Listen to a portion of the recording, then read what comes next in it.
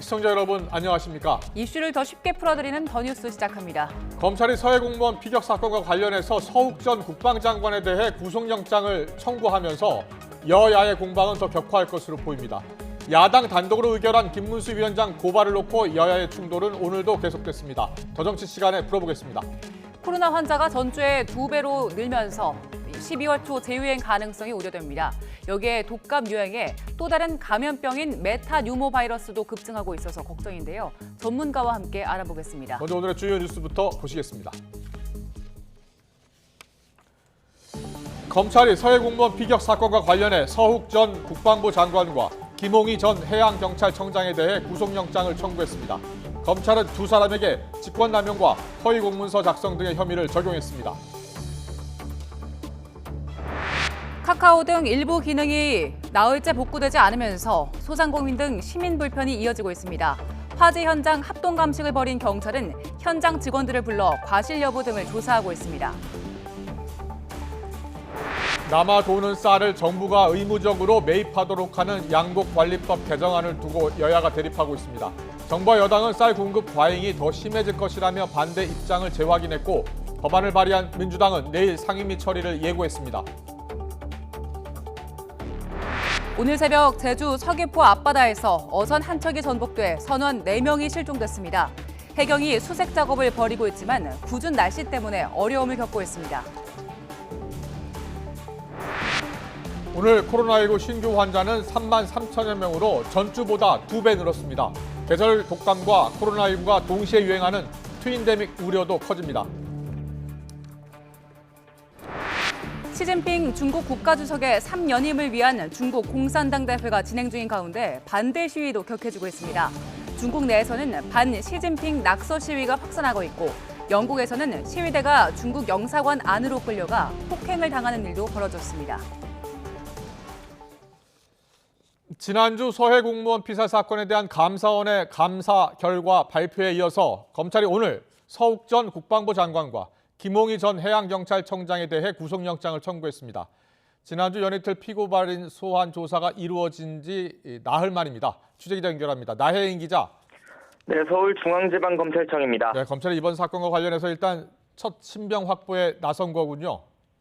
네, 서울중앙지검 공공수사 1부는 오늘 서해 공무원 피살 사건과 관련해 서욱 전 국방부 장관과 김홍희 전 해양경찰청장에 대해 사전 구속영장을 청구했습니다. 지난 7월 유족과 국가정보원 등에서 고발장을 접수해 수사에 나선 지 석 달 만에 첫 구속영장입니다. 공통으로 적용된 혐의는 직권남용과 허위 공문서 작성이고 서욱 전 장관은 공용 전자기록 손상 혐의가 덧붙었습니다. 죄명은 복잡하지만 쉽게 말해 재작년 서해에서 해양수산부 공무원 고 이대준 씨가 북한군에 피살됐을 때 직권을 남용해 관련 정보를 조작하거나 허위로 쓰도록 부하 직원에게 지시했다는 혐의입니다. 앞서 서욱 전 장관은 사건 당시 문재인 정부의 잦은 월북 변론에 배치되는 대북 감청 정보 등을 삭제하라고 지시한 혐의 등으로 유족에게서 고발됐습니다. 최근 감사원은 고인이 북한군에 피살된 다음 날 열린 청와대 관계장관 회의를 기점으로 군 첩보 관련 보고서 60건이 삭제됐다고 발표하기도 했습니다. 김홍희 당시 해경청장은 사건 당시 실종자 수색과 경위 발표 등을 지휘한 책임자로 증거가 확인되지 않았는데도 근거 없는 내용을 덧붙여 고인이 잦은 월북하려 했다고 발표한 혐의를 받고 있습니다. 네, 전격 구속영장을 청구한 배경, 검찰은 뭐라고 설명하고 있습니까? 네, 앞서 서욱 전 장관은 지난 13일, 김홍희 전 청장은 다음 날인 14일에 검찰 조사를 받았습니다. 연이틀 한 차례씩 불러 조사한 뒤 나흘 만에 검찰이 구속영장을 청구한 건데요. 검찰은 범죄 혐의가 중대하고 조사 내용 등에 비추어 지금 시점에서 구속 수사가 필요하다고 판단했다고 설명했습니다. 두 명 모두 검찰 조사에서 혐의를 전면 부인한 것도 고려되는 것으로 보입니다. 마침 오늘 국회에선 서울중앙지검 등을 대상으로 국정감사도 진행되고 있는데 검찰은 정치적인 일정은 고려하지 않았다고 설명했습니다. 이들의 구속영장 심사가 법원에서 언제 열릴지는 아직 정해지지 않았는데요. 신병 확보 여부에 따라 박지원 전 국정원장이나 서훈 당시 국가안보실장 등 윗선을 향한 수사 동력이 이어질지도 판가름 날 것으로 보입니다. 지금까지 서울중앙지검에서 전해드렸습니다.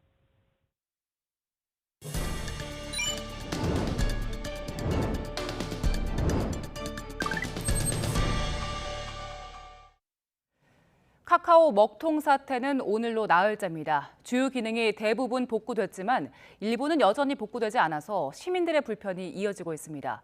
합동 감식 결과 불은 전기실에 있는 배터리 모듈에서 시작된 걸로 분석됐는데 경찰은 현장 직원들을 불러 화재 경위와 과실 여부 등을 조사하고 있습니다. 취재기자 연결합니다. 김태원 기자. 네, SK CNC 데이터 센터 앞에 나와 있습니다. 네, 어제 합동 감식이 마무리됐는데 전기적 요인이 화재 원인인 걸로 분석됐죠? 네, 경찰과 소방, 국립과학수사연구원 등의 화재 현장 합동 감식은 그제와 어제 이틀간에 걸쳐 마무리됐습니다. 어제 2차 합동 감식에서는 화재 발생 지점으로 지목됐던 지하 3층 전기실 배터리 등을 조사하며 화재 원인을 밝히는 데 집중하고 있는 모습입니다. 경찰 등이 화재 당시 CCTV를 분석한 결과 불은 전기실 안에 있던 배터리 1개에서 처음 시작된 것으로 파악됐습니다. 화재 발생 초기엔 일명 UPS라고 불리는 무정전 전원 장치에서 불이 난 것으로 알려졌는데요. CCTV를 봤더니 리튬이온 배터리에서 처음 스파크가 일어나 화재가 발생했고 곧이어 자동 소화 설비가 작동하는 모습이 확인된 겁니다. 국립과학수사연구원은 이 배터리를 수거한 뒤 분해해 정확한 화재 원인을 조사하고 있습니다. 정확한 분석 결과가 나오려면 3주에서 한 달 가까이 걸릴 전망입니다. 이와 별도로 경찰은 당시 현장에 있던 SK CNC 관계자들을 참고인 신분으로 불러 화재가 발생한 경위를 조사하고 있습니다. 특히 화재 발생 과정에 현장 직원들의 과실이 있었는지와 함께 관리 감독 과정에 문제가 없었는지 등에 대해서도 살펴보고 있습니다. 카카오 서비스는 계속해서 복구가 진행되고 있는데 지금 상황 어떻습니까? 네, 어제까지만 해도 불안정하다는 지적이 잇따르던 모바일과 PC 카카오톡 메시지 송수신 기능 등 일부 대부분의 주요 서비스 같은 경우에는 현재 이용하는 데 큰 문제는 없습니다. 하지만 미처 복구가 마무리되지 않은 서비스들도 있는데요. 카카오는 오늘 오전 9시 기준으로 다음 메일과 톡서랍, 카카오페이 일부 주요 기능 등이 아직 정상화되지 않았다고 밝혔습니다. 다만 오늘 중으로 일부 기능은 복구 작업이 마무리될 걸로 예상한다고 설명했습니다. 서버 복구에 시간이 걸리면서 카카오는 서비스 전체 복구가 완료되는 시점을 정확히 특정하기는 어렵다는 입장입니다. 이에 따라 카카오톡이나 공식 SNS 계정을 통해 주기적으로 복구 현황을 알리면서 이용자들 불편을 최소화하고 있다고 답했습니다. 지금까지 판교 데이터 센터 앞에서 YTN 김태원입니다. 이번 카카오 서비스 먹통 사태는 카카오 공화국의 민낯을 보여줬습니다. 개인과 기업, 정부에 이르기까지 우리가 하나의 플랫폼에 얼마나 의존하고 있었는지 알 수 있었는데요. 또 이런 상황을 맞지 않으려면 앱의 분산과 독과점 플랫폼 기업에 대한 규제가 필요하다는 지적이 나옵니다. 윤혜리 기자의 보도입니다. 카카오 서비스가 먹통이 되자 일상도 멈췄습니다. 택시기사의 하루 수입은 반토막이 났습니다. 승객분들은 전부 다 카카오 T로만 하지 카카오 T가 거의 한 80% 90% 되니까 UT나 T머니 온다는 거의 없다고 봐야 돼요. 미용사는 반나절 동안 온라인 예약을 받지 못해 허탕을 쳤습니다. 토요일 같은 경우에는 더군다나 많이 바쁘고 예약이 많이 들어오는데 예약이 중단된 상태였으니 여기 타격도 있었죠. 불안해요. 메신저와 모빌리티, 금융, 쇼핑 등 문어발식 사업 확장으로 올해 8월 말 기준 카카오 계열사는 134곳에 달합니다. 카카오가 마비되면 개인 간 소통 차단은 물론 생계 기반까지 흔들리는 상황에 직면한 겁니다. 전문가들은 이번 사태로 전 국민이 하나의 플랫폼에 의존하는 게 바람직하지 않다는 공감대가 형성됐다고 진단합니다. 우리가 결국에는 카카오톡을 버릴 수는 없을 거예요. 그런 점에서 복수의 플랫폼을 가지고 대체할 수 있는 그런 어떤 방안을 정부도 마찬가지고 개인도 마찬가지로 준비를 해야 된다는 거예요. 실제로 카카오톡 이용이 어려울 때 쓸 수 있는 비상 연락 앱을 깔아두는 움직임이 이뤄지고 있습니다. 특히 카카오 경쟁사인 네이버 메신저 라인 이용자 수가 급증했고 구글 플레이 인기 순위엔 카카오가 아닌 플랫폼 사업자의 택시 호출 앱이나 지도 앱이 상위권을 차지했습니다. 공정거래위원회는 독과점 플랫폼 사업자의 지위 남용과 불공정 거래 행위에 대한 심사 지침을 연내 제정할 계획입니다. 이번 카카오 먹통 사태로 공정위의 심사 기준은 한층 더 강화될 걸로 보입니다. YTN 윤혜리입니다. 데이터 센터 화재로 카카오 서비스가 불통이 됐던 지난 15일 카카오톡의 총 사용 시간이 전날의 절반 수준으로 급감했던 걸로 나타났습니다. 데이터 분석 업체인 IGA웍스의 집계를 보면 당일 카카오톡 이용자들의 총 사용 시간은 1,041만여 시간으로 전날 1,873만 시간보다 44% 감소했습니다. 카카오티도 사용 시간이 전날보다 38%, 카카오맵은 23% 떨어졌고 다음 앱도 24% 줄었던 걸로 나타났습니다. 반면 라인은 15일 총 사용 시간이 전날보다 2배 늘었고 네이버 앱은 12%, 네이버 지도는 41% 증가했습니다. 한덕수 국무총리는 카카오 서비스 중단 사태와 관련해 네트워크망에 문제가 생기면 국민의 일상이 마비되고 국가 안보에도 치명적일 수 있다고 밝혔습니다. 한 총리는 오늘 오전 정부 세종청사에서 열린 국무회의에서 디지털 서비스는 이미 때려야 뗄 수 없는 우리의 일상이라며 이같이 말했습니다. 특히 대한민국이 진정한 IT 강국으로 거듭나려면 기술의 외형에 걸맞은 운영의 내면을 갖춰야 한다며 국민들의 의존도가 높은 기술과 서비스는 그에 상응하는 소비자 보호 의무와 책임 역시 무겁다고 강조했습니다. 카카오 먹통 사태와 관련해서 카카오와 네이버, SK오너 등이 대거 국정감사에 출석하기로 한 가운데 여야는 후속 대책 마련에도 고심하고 있습니다. 국정감사에서는 윤석열 대통령의 부인 김건희 여사 의혹과 민주당 이재명 대표 의혹을 두고 여야가 부딪히면서 곳곳에서 파행됐습니다. 국회 취재기자 연결합니다. 황윤태 기자. 네, 국회입니다. 네, 카카오 먹통 사태와 관련해서 오늘 정치권은 어떻게 움직이고 있습니까? 네, 먼저 여당인 국민의힘은 내일 과학기술정보통신부와 방송통신위원회, 행정안전부와 당정 협의를 열고 대책을 논의합니다. 이 자리에서는 지난 국회에서 폐기됐던 방송통신발전 기본법 개정안 내용 관련 협의가 이뤄질 예정인데요.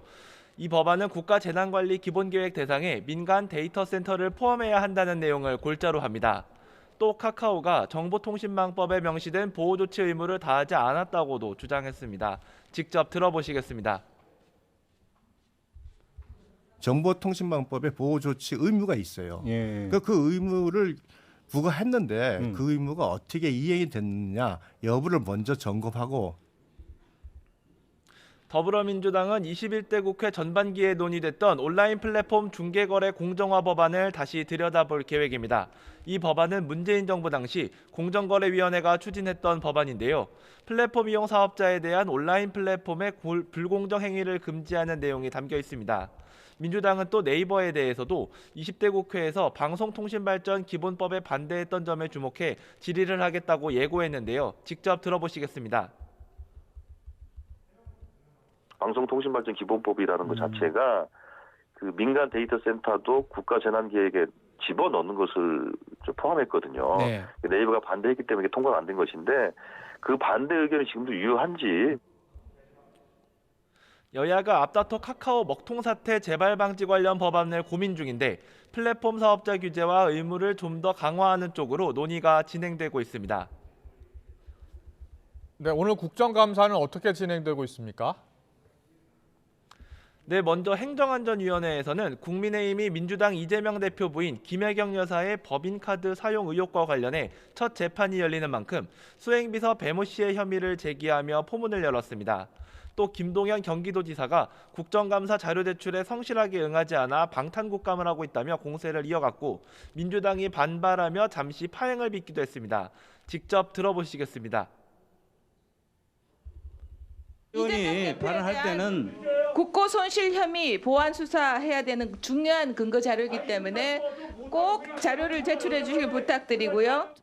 국고 보조금이 제대로 쓰였는지 안 쓰였는지 이런 부분들을 좀 국정감사에서 다뤄야 될 부분인데 무슨 수사기관에서 지금 수사하고 있는 상황까지 자료를 요구하는 게 과도한 거 아닌가요? 법제사법위원회에서는 전날 국정감사 도중 민주당 기동민 의원이 서해 공무원 피격 사건과 관련해 김정은 북한 국무위원장에게 최고존엄이라는 표현을 쓴 데 대해 시대전환 조정훈 의원이 문제를 제기한 것을 놓고 공방이 이어져 감사를 시작하지도 못했습니다. 이 부분도 직접 들어보시겠습니다. 우리는 북한의 김정은 위원장을 최고 존엄이라고 할 수 있습니까? 아무리 비아냥이라고 해도 부적절한 발언입니다. 북한의 최고 통치자 얼마든지 우리 대한민국 내에서 풍자와 조롱, 야유의 대상이 될 수 있습니다. 근데 그거를 최고존엄이라는 말 한마디를 썼다고 해서 하지 마라.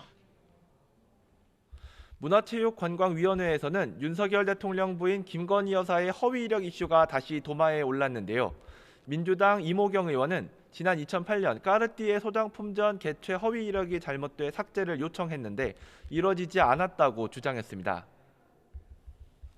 네, 오늘 아침에는 양곡관리법 당정협의도 있었죠? 네, 정부와 여당은 오늘 아침 국회에서 민주당이 추진 중인 양곡관리법 개정안과 관련해 당정협의회를 열고 반대 입장을 재확인했습니다. 성일종 정책위의장은 양곡법 개정안이 쌀 공급 과잉을 심화하고 재정 부담을 가중해 농업 발전에 악영향을 미칠 거라고 밝혔습니다. 이어 법을 개정하지 않아도 쌀 수급 균형과 쌀값 안정이 가능하도록 정부의 적극적인 정책 추진을 요청했고 민주당과도 여러 채널로 협의하겠다고 강조했습니다. 반면 민주당은 고질적으로 과잉 생산되는 쌀만 20만 톤에 달한다면서 당정 결과를 받아들이긴 힘들다는 입장입니다. 또 내일 농해수위 전체 회의에서 단독으로 양곡법 개정안을 통과시키겠다고 밝혀 여야가 다시 거세게 맞붙을 거로 보입니다. 지금까지 국회에서 전해드렸습니다. 오늘 새벽 서귀포 앞바다에서 어선 한 척이 뒤집히는 사고가 났습니다. 배에는 선원 4명이 타고 있던 걸로 알려졌는데 해경과 해군 등 관계기관이 선원 수색과 구조 작업을 진행하고 있습니다. 제주 연결합니다. 고재형 기자. 네, 제주해양경찰청에 나와 있습니다. 네, 사고가 난 곳이 어디입니까? 네, 서귀포 마라도 남서쪽 6.8km 해상입니다. 사고 어선 선주가 어선과 연락이 안 된다면서 오늘 새벽 2시 40분쯤 해경에 최초 신고했습니다. 사고 어선은 서귀포 선적 29톤급 갈치잡이 어선입니다. 어선에는 한국인 선장과 선원 등 2명, 베트남 국적 선원 1명, 인도네시아 국적 선원 1명 등 모두 4명이 타고 있었습니다. 원래 정원이 8명인데 4명만 타고 조업 전 바다에서 대기하다 사고를 당한 것으로 추정됩니다. 해경은 기자 브리핑에서 대기 중 궂은 날씨에 어선이 사고를 당한 것으로 보고 있다고 밝혔습니다. 직접 들어보시겠습니다. 한 게 아니고 소명을 내리고 조업차 이제 대기하고 있었는데 날씨가 그 당시에 풍랑주의보가 발효돼가지고 날씨가 좀 안 좋은 상태였습니다. 그래서 그 대기 투명 중에 아마 사고가 나지 않았는가 이렇게 지금 추정을 하고 있습니다.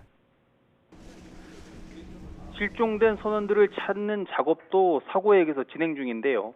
해경 경비함정과 어선 등 10여 척과 해경, 해군, 경찰과 소방 소속 항공기 6대가 수색 작업을 하고 있습니다.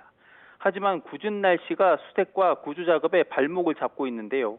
해경 구조대가 선원이 있을 것으로 추정되는 어선 안으로 여러 번 진입했지만 날씨가 나빠 선원들을 찾지는 못한 것으로 알려졌습니다. 사고 해상에는 어제부터 풍랑주의보가 발효 중입니다. 지금도 초속 12m 이상의 강한 바람이 불고 파도도 4m 이상 높게 일면서 수색과 구조 작업을 어렵게 하고 있습니다. 수색 작업이 진행 중인 가운데 사고 선박에 있는 선박 자동 식별 장치 AIS가 어제 오후 4시까지 수신된 것으로 확인됐습니다.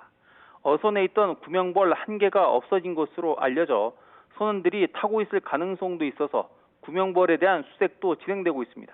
지금까지 제주에서 전해드렸습니다. 서울 신당역에서 스토킹하던 여성을 살해한 전주환의 1심 재판이 오늘 시작됩니다. 서울중앙지방법원은 오늘 오후 특정범죄 가중처벌법상 보복살인 등 혐의로 구속 기소된 전주환 사건의 첫 공판 준비 기일을 진행합니다. 공판 준비 기일은 공소 사실에 대한 피고인의 입장을 확인하고 재판 계획을 논의하는 자리인데 앞서 2차 피해를 우려한 피해자 측과 검찰이 비공개 심리를 요청해서 오늘 법정에선 재판 공개 여부도 논의될 걸로 보입니다. 전주환은 지난달 14일 서울 지하철 신당역 여자 화장실에서 과거 직장 동료였던 20대 여성 영무원을 살해한 혐의로 구속 기소됐습니다. YTN 김영수입니다.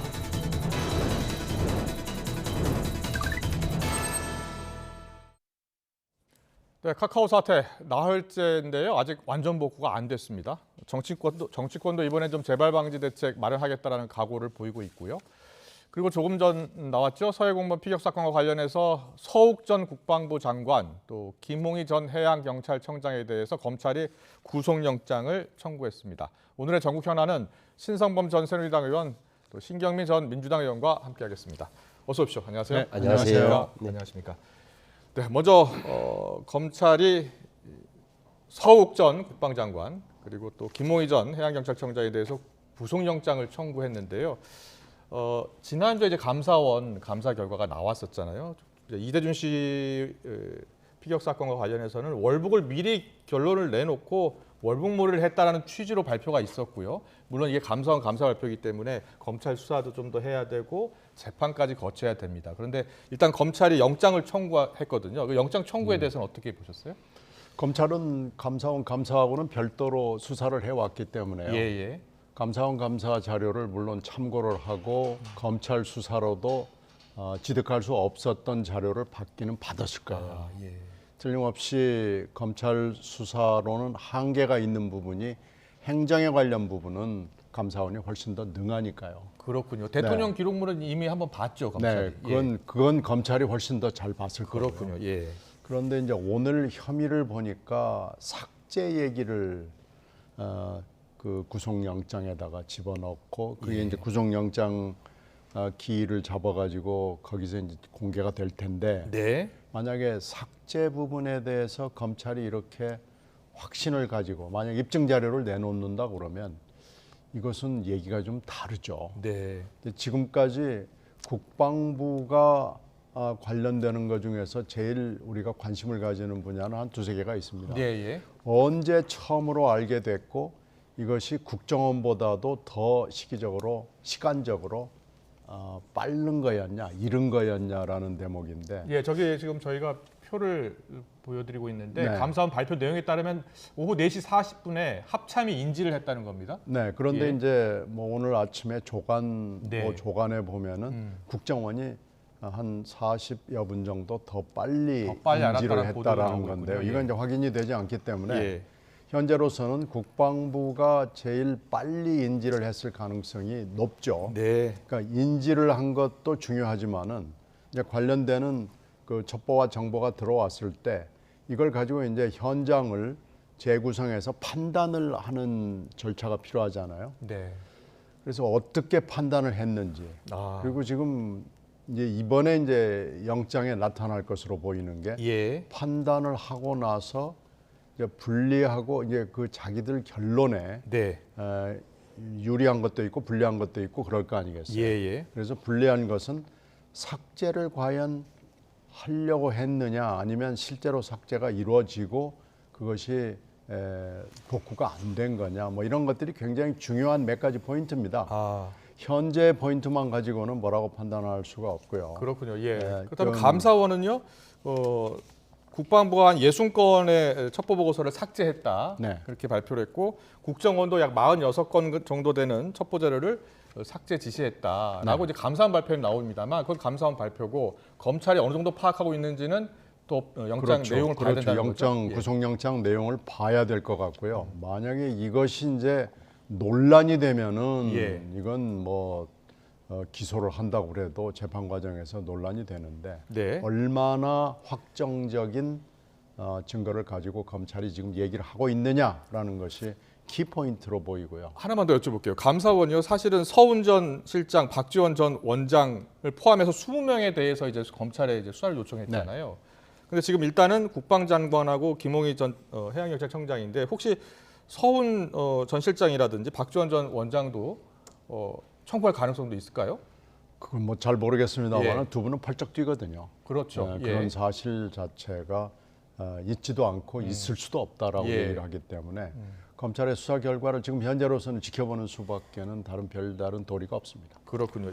제가 보기에는 검찰이 구속영장을 청구했다는 사실 자체는 뭔가 혐의를 입증할 만한 검찰 나름의 자신감이 있다는 표시죠. 네. 제가 보기에는 어떤 점이냐 하면은 서욱 전 장관의 당시 장관의 지시를 받아서 국방통합정보처리 시스템 밈스에 의해서 삭제한 사람이 나타났을 때 네. 제가 보기에는 그 관리자가 언론 보도를 보니까 대령급으로 알고 있어요. 예. 그러니까 자 2010년 9월 22일 날 이대준 씨가 숨지고 나서 밤에 총격을 받고 불에 태워진 밤 불이 보였다는 걸로 봐서는 밤이잖아요. 밤 9시 40분인가.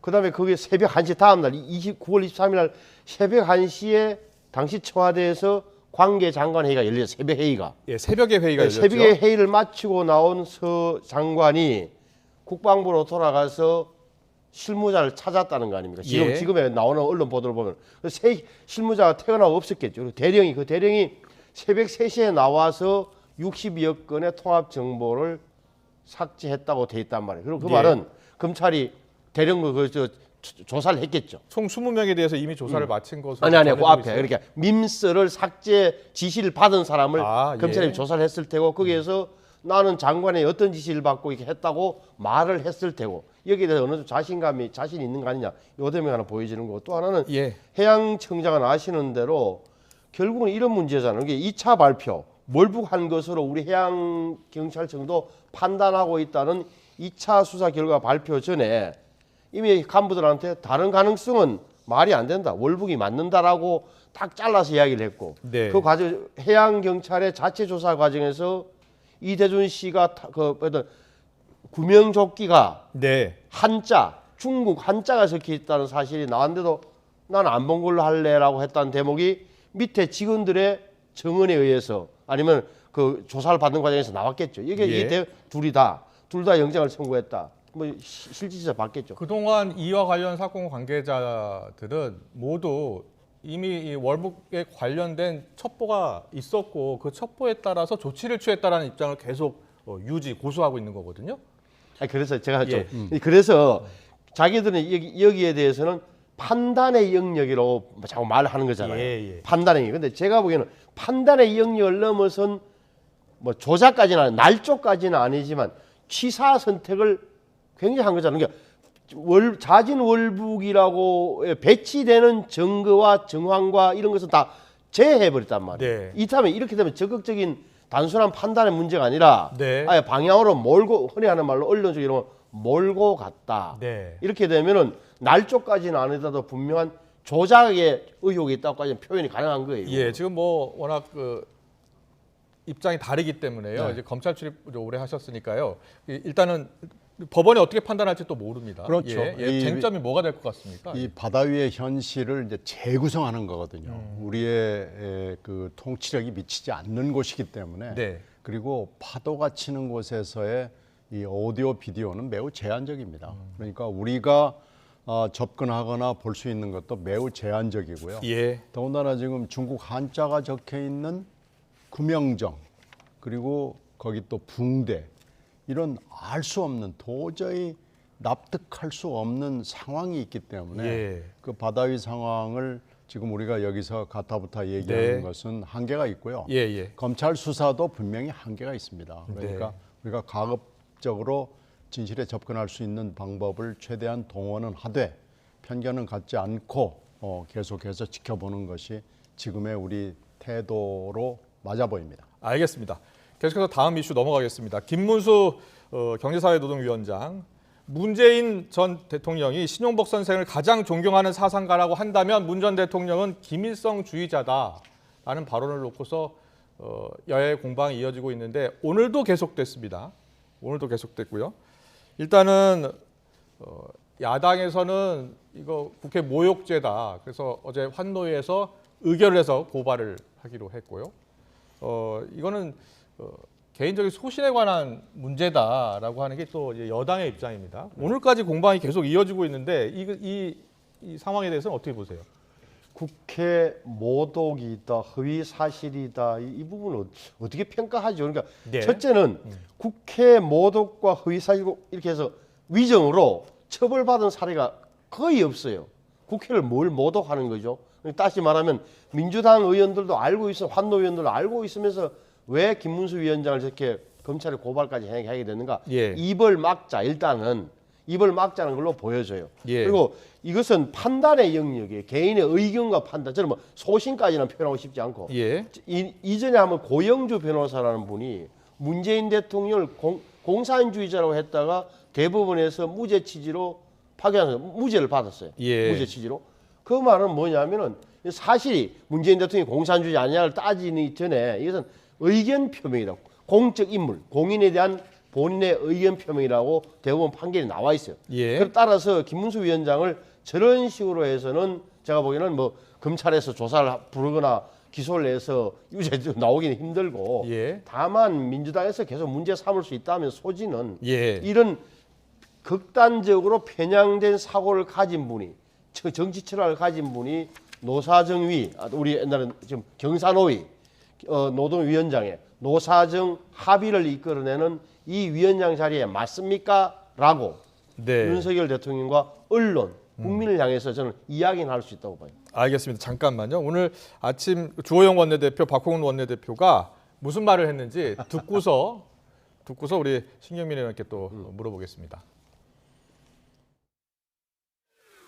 본인이 먼저 자발적으로 무슨 발언을 한 것이 아니고 당신의 생각이 어떠냐는 질문에 답변한 거 아니겠습니까? 양심의 표현한 건데 그것을 명예훼손이고 그다음에 국회 모독이라고 하면 앞으로 누가 와서 국회에서 발언을 할 수 있겠습니까? 특히 양심의 자유, 표현의 자유를 강조하는 민주당이 고발했다는 것은 자기 모순이고 자가 당착이다 이렇게 생각을 합니다.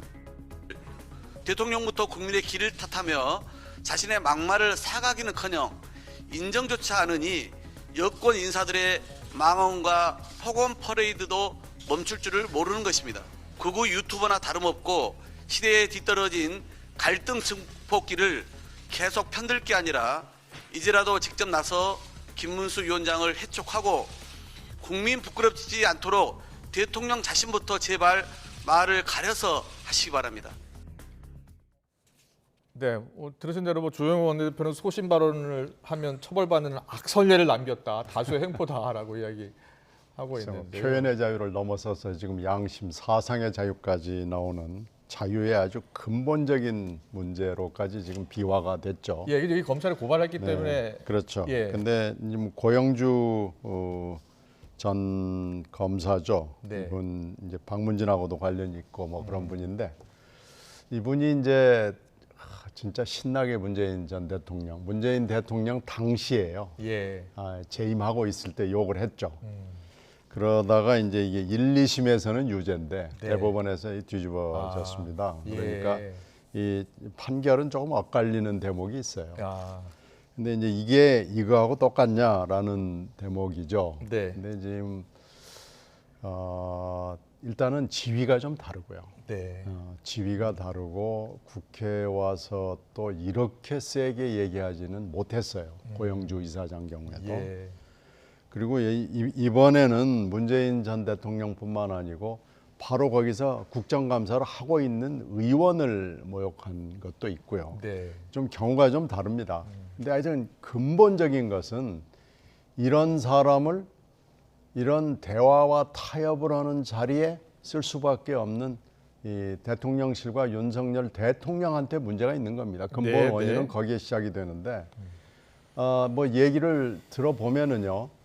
사람을 찾다가 찾지를 못해가지고 어쩔 수 없이 김문수 위원장을 선택을 했고 김문수 위원장이 또 강성 유튜버 뭐 태극기 부대급이잖아요. 네. 그러니까 그쪽에다가도 유화적인 제스처를 보내고 또 MB 쪽에다가도 어떤 시그널을 보내고 뭐 이런 것 때문에 복합적으로 됐다고 그래요. 그래서 이 정도 되는 걸 이제 전 국민 앞에서 눈앞에서 보여주고 그랬으면은 이걸 지금 방어하고 보호해주고 뭐 이럴 일은 아니고요. 근데 뭐 지금 정진석 비대위원장은 뭐 김문수 위원장 한 사람뿐이냐 뭐 이렇게 이야기하면서 옹호하고 있고 뭐 양심의 자유 소신 발언이다 조호영 원내대표 이야기하고 있고 고집 일단 부리고 윤석열 대통령도요. 고집 부리고 하는 게 지금 뭐 윤석열 대통령 노동 현장을 잘하는 분이다 이렇게 그건 뭐 표현했죠. 예. 그건 정말로 40년 전의 일이고요. 그 뒤에 이분이 했던 발언들 때문에 노동 현장에 있는 분들이 김문수 위원장을 동료 내지는 선배라고 생각하지는 않습니다. 예, 예. 오히려 대화에 방해가 되면 됐고 걸림돌이 되면 됐지 아무 그 윤석열 정부나 여당에 도움이 되는 분이 아니에요. 당시에 이제 노동계에서는 독립운동하다가 일본군 앞잡이로 전향한 사람도 독립운동가라고 할 수 있냐 이런 그러니까요. 표현까지 쓰면서 반대를 하더라고요. 이 뭐 끝난 얘기입니다. 이미 결론이 끝난 얘기이기 때문에 예. 이렇게 문제가 되고 그랬으면 더 이상 고집 부리지 말고. 예.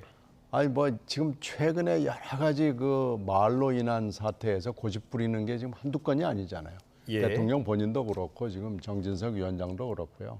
고집 부리지 말고 이걸 빨리 깨끗하게 깔끔하게 그리고 신속하게 솔직하게 정리하는 것이 전국을 위해서 좋습니다. 네, 알겠습니다.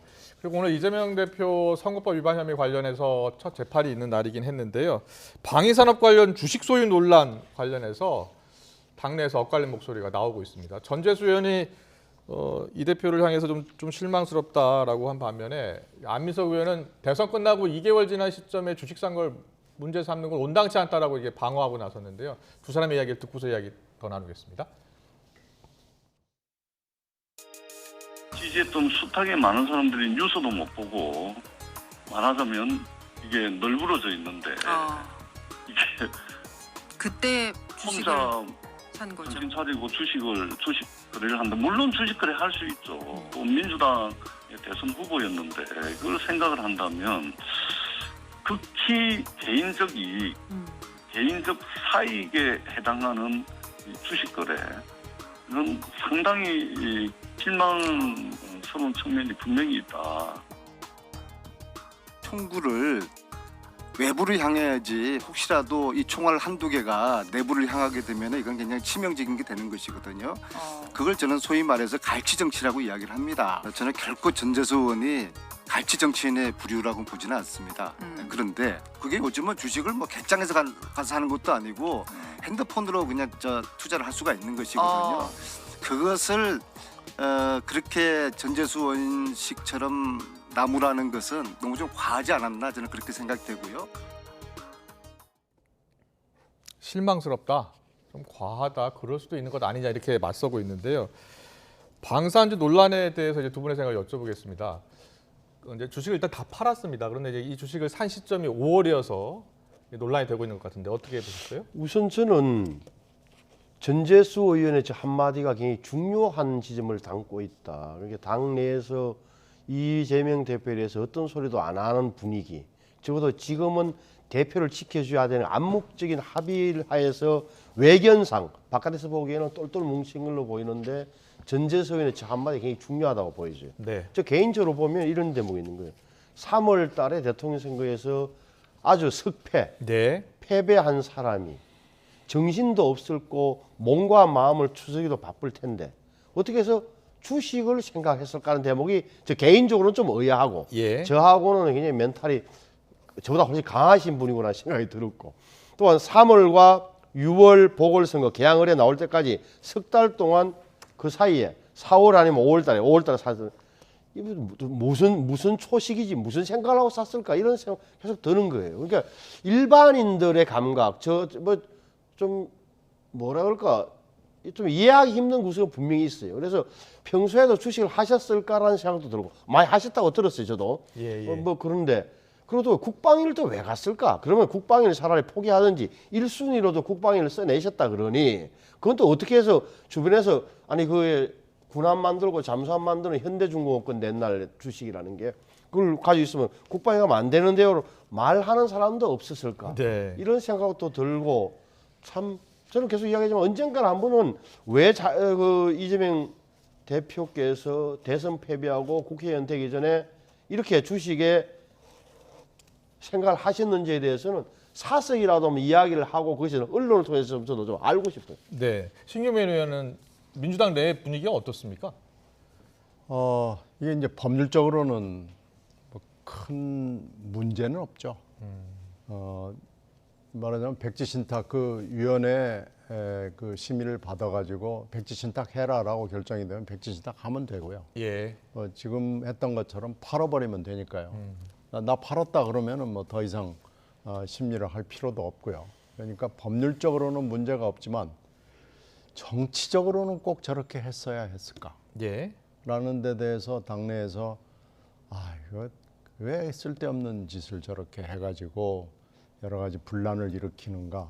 뭐 이런 얘기들은 굉장히 많죠. 네. 그러니까 그런 점에서 봤을 때는 이 국회의원이 되고 나서 쭉 그 절차적으로 봐서 이게 반드시 문제가 될 수밖에 없다는 것을 웬만한 상식이 있는 사람들은 이미 알고 있는 거기 때문에 네.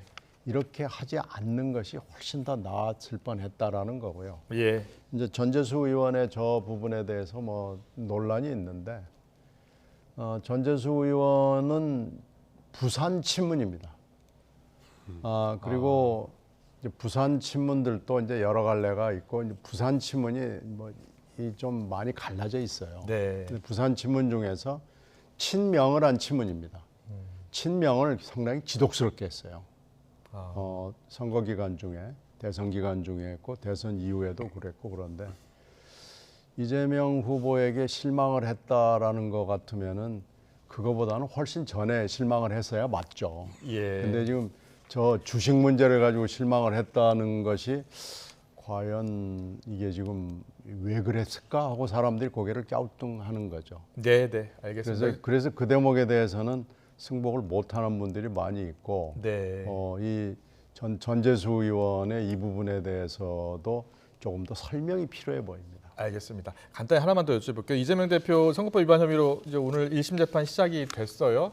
두 가지인데 12월 22일 김문기 방송에 출연해서 김문기 처장을 알았다 몰랐다 해서 몰랐다라는 얘기를 한 번 했었고 10월 20일 백현동 부지 용도 변경 관련해서는 국토부 요청이 있었다라고 했는데 지금 검찰은 없었다는 주장이고요. 이게 핵심 쟁점이 뭐가 될 것 같고요. 예, 이 사안에 뭐 지금 두 가지는 이제 김문기 씨 부분은 아마 굉장히 논란이 심하게 되고 오늘 지금 나온 얘기는 자료가 뭐 10,000페이지짜리가 한 20건 된다는 거 아니에요. 그러니까 아마 두 가지 혐의니까 뭐 반반씩 있다고 봤을 때 굉장히 자료가 방대하다는 의미로 일단 읽힙니다. 그래서 이 싸움이 이 재판이 쉽지 않다라는 걸 지금 느끼는 거죠. 예. 정치 탄압이라고 지금 민주당에서 보고 있어요. 우선 선거법이라는 게 얼마나 엄한지를 일반인들은 잘 몰라요. 그래서 언론에 보도될 때 80만 원이냐 100만 원 차이가 사람의 정치적 생명을 살렸다 죽였다는 거다. 저게 작은 문제가 아닙니다. 저게 얕봤다는 큰일 나는 대목. 그러니까 김문기 씨를 몰랐다는 대목을 여러 차례에 그것도 명언적으로 명시적으로 이야기를 했단 말이에요. 근데 그 사안이 그 100만 원 이상의 벌금 사안도 될 수 있습니까? 당연히 되죠. 이게 이게 재판을 하다 보면 결국 판사들도 어떻게 판단하냐면은 명시적으로 이야기한 부분이 뭐랄까 본인의 의사나 의지가 굉장히 집중적으로 됐다고 보여지는 대목이 있느냐 없느냐, 단순한 실언이냐 이런 차원에서 본다면 저것은 굉장히 의도가 있다고 볼 만한 소지가 충분히 있는 거예요. 물론 재판 봐야 되겠습니다만. 예, 알겠습니다. 오늘 정치권 이슈는 시간 관계에서 여기까지 듣겠습니다. 신경민 전 민주당 의원님, 신성범 전 새누리당 의원과 함께했습니다. 잘 들었습니다. 네, 고맙습니다. 고맙습니다. 감사합니다.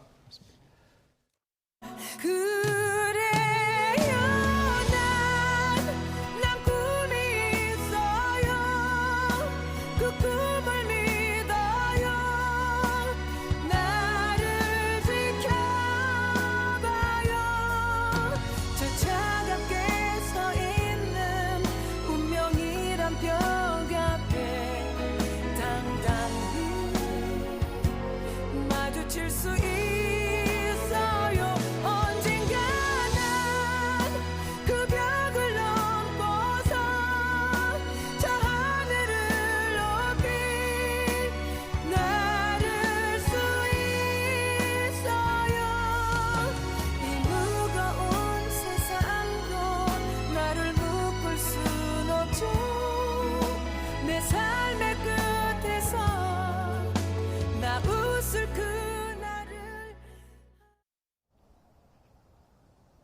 가을이 무색할 정도로 추운 날씨가 찾아왔습니다. 오늘 서울 아침 기온은 5도로 올가을 들어 가장 낮은 기온을 기록했는데요.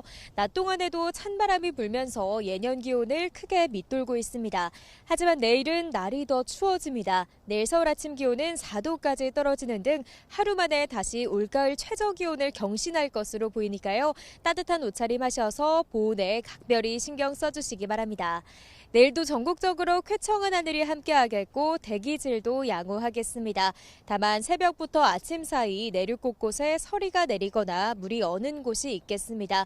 농작물 냉해 피해가 없도록 각별히 유의하시기 바랍니다. 내일 아침에는 오늘보다 기온이 1에서 3도가량 내려가면서 또다시 올가을 최저 기온을 경신하는 곳이 많겠습니다. 내일 서울 아침 기온 4도, 대관령 영하 3도, 광주와 대구는 5도가 예상됩니다. 낮 동안에는 오늘보다 기온이 2에서 3도가량 높겠지만 여전히 예년보다 쌀쌀하겠습니다. 내일 서울 한낮 기온 16도, 대전 17도, 광주와 대구는 18도가 예상됩니다. 때일은 초겨울 추위는 모레 아침까지 이어지다 낮부터 점차 누그러지겠고요. 당분간 맑은 날씨가 이어지면서 대기가 점점 건조해질 전망입니다.